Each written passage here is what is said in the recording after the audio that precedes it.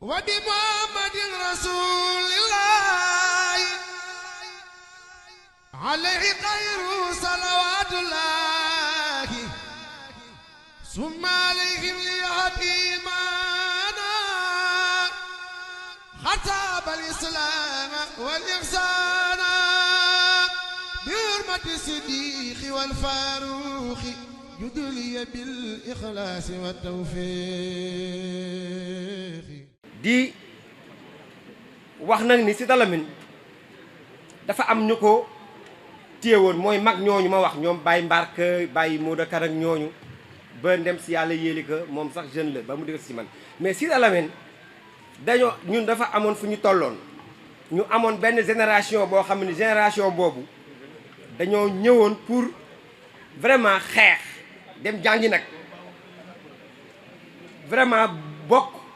di jaayante pour Sita Lamine génn ci fi ñu féetale woon mooy cité lëndëm cité Faxman cité comme ça mu ñooñu mun naa cee tudd tuuti ay tur rek ku mel ni ay El Hadj Diouf grand El Hadj Diouf mu ngi nii toog tàccu leen ko ak Maodo Malick Mbaye tàccu leen ko ñooñu bi ñu ñëwee ñoom tamit vraiment dañoo ñëw jël relève bi ci mag ñi am taxaw waaye bu ñu taxaw pour xeexal Sita Lamine nag ba tey jii ñun ñuy dem di dem ba am ay yeneeni xale yu mag seeni doom ñoom tamit ñëw indiwaat beneen façon mooy ñoom façon bi ñuy indi mooy ko ñoom dañuy defar quartier bi te nag defar quartier bi xaaruñu ci maire xaaruñu ci gouverneur xaaruñu ci kenn ñoom dañoo jël seen defaral ko seen bopp ba tey jii ñu dem ba tey jii ñu lii loolu tax tey jii ñu gagné quartier bi bu ma dinaa tudd nag sax grand Mbor Touré aussi ci la bokk di tudd Imam Ndiaye déjà moom mi ngi woon wax na léegi nag man li may leen di ñaan ñun waa Sita Lamine dañuy door a commencé nag parce que dañoo bëgg fii ak 1 an parce que ñëpp commencé nañu parce que bu ñu xoolee y a 24 éco y a 24 rues yoo xam ne nii ay président rue des quartiers lañu 24 kon Sita Lamine mun nañ ni mooy quartier bi nga xam ne nii à part Madina Fall moo gën a mag ci Thiès léegi nag ñu ànd booloo bokk ndey ak baay nekk benn continuer ci lii ñu nekk yaakaar naa ne suñ ko defee en tout cas man en tant que délégué de quartier man ubbi naa bunt yëpp. Monsieur le ministre, vous avez pris le prétexte de décerner ce prix à Sita Lamine pour venir à Thiès ñu lay wax ni loolu kontaan nañ ci loolu ku dugg Sita Lamine tey sa xol dafay sedd mais man li ma bëggoon mooy ñu jël le prétexte de ce prix pour que l'État du Sénégal à travers votre ministère defal quartier Sita Lamine en termes de récompense une discrimination positive jël quartier Sita Lamine defal ko un programme spécial parce que quartier Sita Lamine dafay am lu ñuy wax la forme mais am na aussi le fond quartier bi rafet na set na mais quartier bi bëri na ay jafe-jafe kër yi am nañ ay jafe-jafe ñaari jafe-jafe yoo xamante ni identifié naa ko ba ñett maanaam ba ñeent assainissement. D'ailleurs, en ce qui concerne la question de l'assainissement, je crois que j'ai déjà rencontré lors d'une audience votre collègue,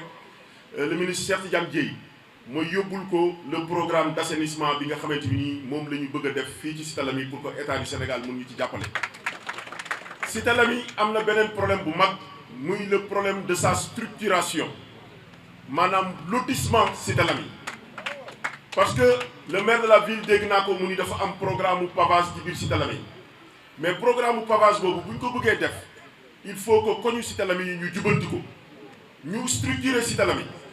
man yàlla def na tribunal départemental def naa fa 15 ans yàgg na am ay problème yu jóge Sita Lamine ñu koy indi tribunal surtout problème mu kër da ngay gis borom kër bu génn àdduna njabootam bëgg ko miraas wala ñu bëgg ko jaay kër gi duñ ko mën ndax kër gi amul këyit donc loolu à travers votre ministère monsieur le ministre bëgg nañ mu am un programme de redressement de structuration de ñu lotissé waat Sita Lamine génne mbedd yi kër yi mën a am ay këyit ba bu ko defee ëllëg bu fi borom kër gi jógee ndono gi mu fi bàyyi mën a sukkandiku ci loolu pour defar seen ndono. monsieur le ministre beneen problème boo xamante ni ci sa ministère la dépendre te ñu bëgg ci sa ndimbal mooy Cité Lamy comme beaucoup d'autres quartiers de notre commune populaire bëri na ay tout tànk yoo xamante ni amuñu ay këyitu juddu donc bëgg nañu ñu ubbi benn centre d'état civil secondaire fii ci Cité Lamy bu ko defee waa Parcelles Assainies mën ci sukkandiku. donc monsieur le ministre yooyu nekk na ay questions yoo xamante ni suñu ko réglé jàpp naa ni problème mu pavage des rues bi ak tali yi nga xamante ni dans le cadre du Promoville l'État du Sénégal bëgg na ko fi def bu ko defee jàpp naa ni suñu ko yokkee ci li nga xamante ni suñu frères yi def nañ ko fi loolu dina gën a yombal waa Cité Lamy. bis bi xat na ñiy yëkkati kàddu bëri na mais encore une fois waa Cité Lamy ñu ngi leen wax ñu ngi leen di féliciter bu baax parce que vous êtes une source d'inspiration pour Thiès yëpp. defe naa ni bu ñu fi jugee yeneen quartiers yi nekk Thiès yëpp dinañu roy ci Cité Lamy te defe naa ni bu ñu royee ci Cité Lamy loolu dina faciliter travail yu maire yi nga xamante ni ñun moom la ñu nekk. ñëw gi nga ñëw fii ci Thiès ak Cité Lamy am nañ ci mbégte torop di rafetlu liggéeyu président de la République ay initiatives yu mu lancé surtout bésub setal ak réforme yi ñu ci indi innovation yi ñu ci indi ñu ki commencé gis résultats yi concrètement surtout la mobilisation des citoyens à la base ngir dooleel bésub setal boobu ngir jëmmal ko mais aussi di saluer sa engagement chaque jour ci wàllu communication ci taxawaay bi nga ciy taxawal innovation yi nga xamante ni da nga ko ciy dugal pour bésub setal boobu bañ a nekk simplement un slogan. Et monsieur le ministre, je tenais très sincèrement en tant que maire de la ville saluer sa engagement boobu nga xamante ne am nga ko ci wetu président de la République am ko ci wetu gouvernement bi pour gën a dëgëral bésub setal. tey jii aussi nga ñëw sargal Thiès nga ñëw sargal aussi Cité Lamy di quartier bu mata sargal ci initiative citoyenne à la base yi nga xamante ni jël nañ ko dans le cadre des écoquartiers sous le leadership de Khadim Diop. Et je pense bi ma fi jëkkee ñëw visiter leen wax naa leen ni initiative bi dafa war a def tache d'huile ci quartier yi nekk Thiès ci quartier yi nekk ci région bi mais dafa war a def tache d'huile au-delà aussi de Thiès, donc dans les régions, que les jeunes, que les femmes, que les citoyens bañ a toog rek di xaar état toog yor rek chapelet de revendication ñun amuñu lii ñun amuñu lii ñun amuñu lii. Oui lépp manqué na lu bëri waaye nag wolof dafay wax ndimbal da cay fekk loxol borom. Cité Lamy bu ngeen toogoon di xaar maire bu ngeen toogoon di xaar état kon est-ce que di ngeen am bés bi ngeen am tey ji li tax monsieur le ministre jóg porter la voix du gouvernement aujourd'hui, la voix du président de la République ñëw tey ji sargal leen parce que daf leen a fekk ci yoon. daf leen fekk ci yoon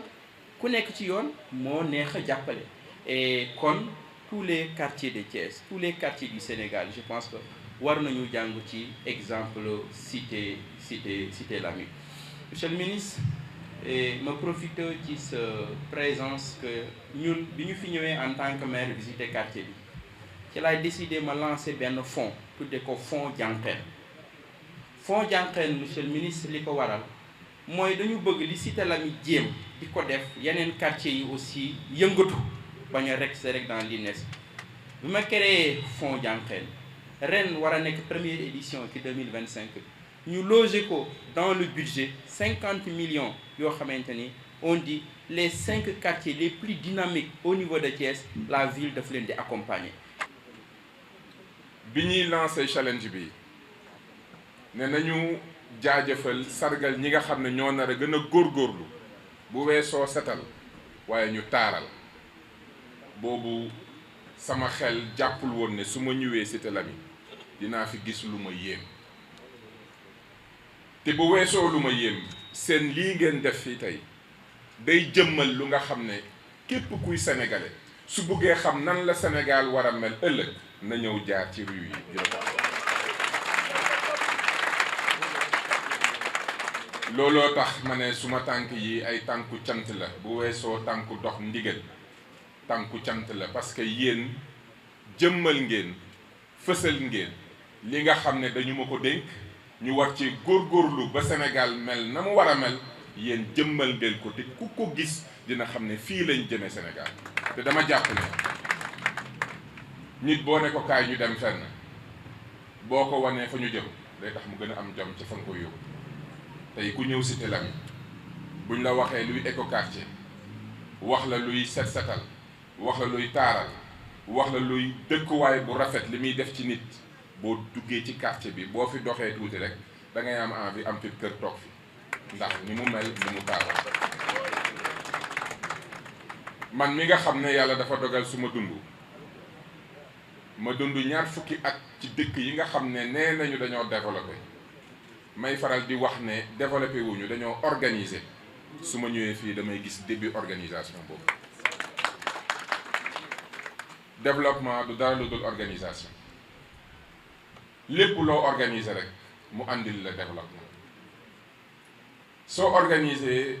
xaalis bi la yàlla jox mu jural la loo xam ne xalaatoo woon ne xaalis bi mën a def li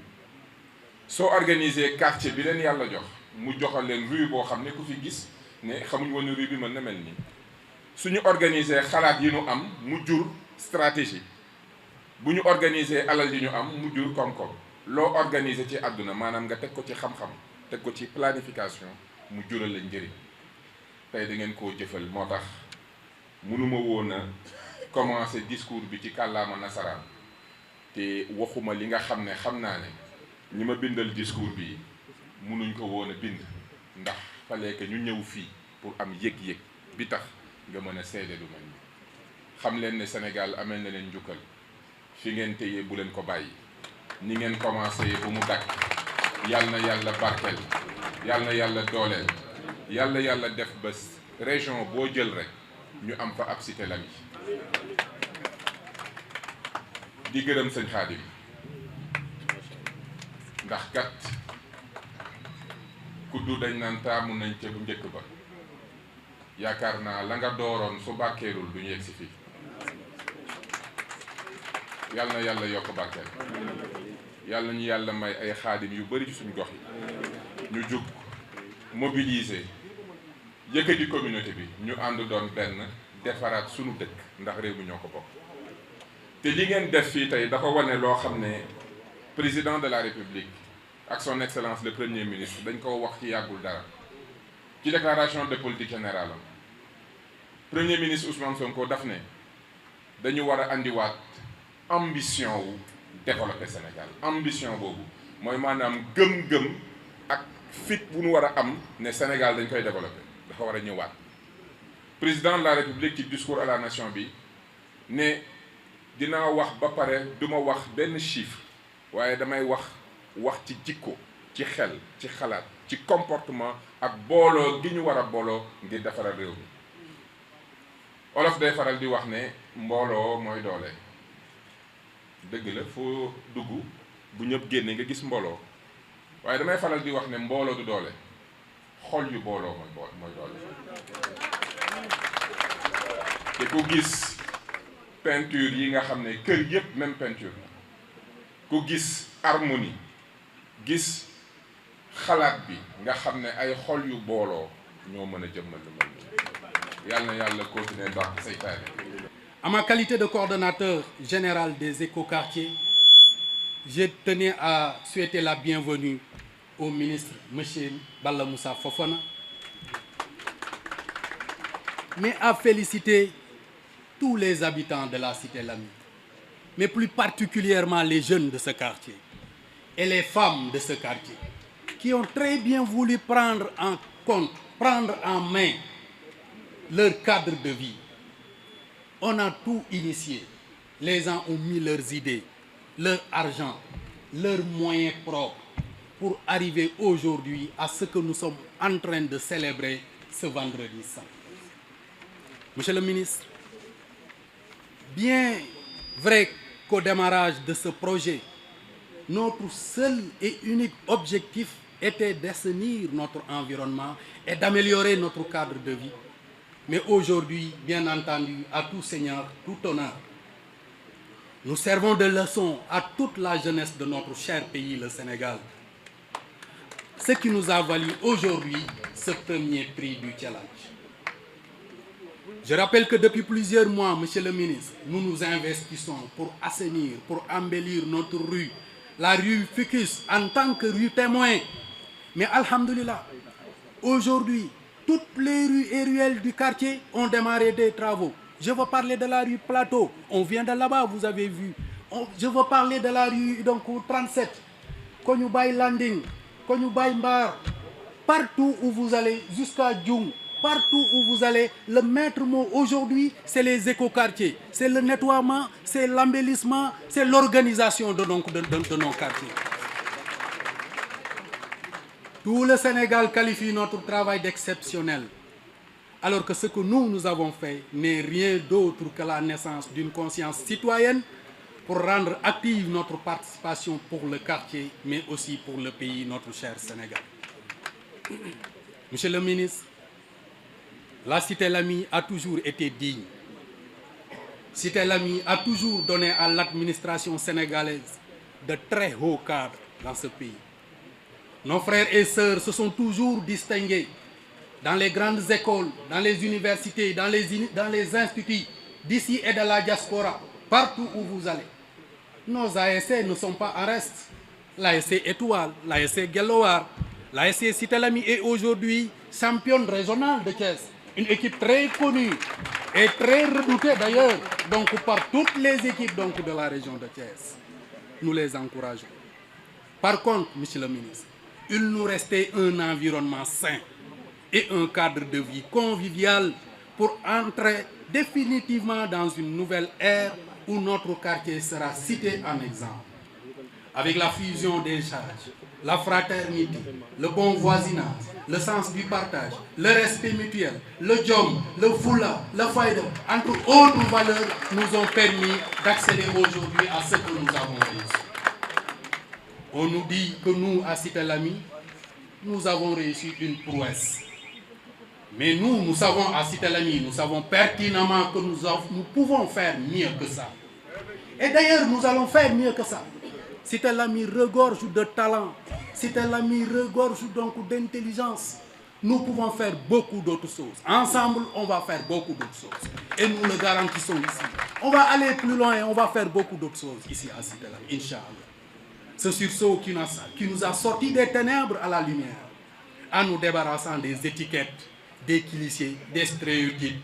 Il nous conduit aujourd'hui résolument vers un quartier prospère où l'épanouissement de tous sera garanti. Et comme un seul homme, toute la Cité Lamy, Inch'Allah, un jour, sera une seule couleur. Ça, c'est mon rêve. Une seule couleur, couleur du développement, couleur de prospérité,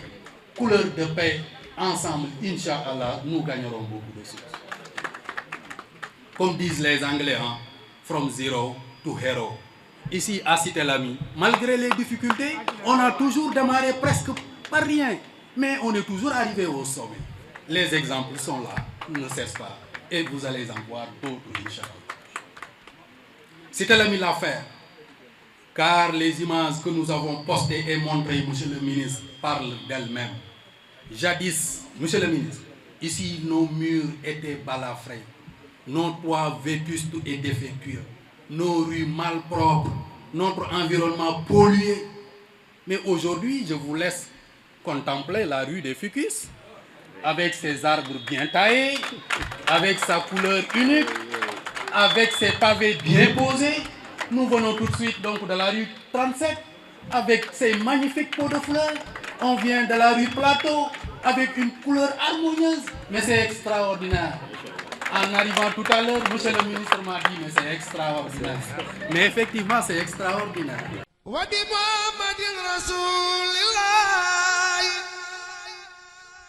عليه خير صلوات الله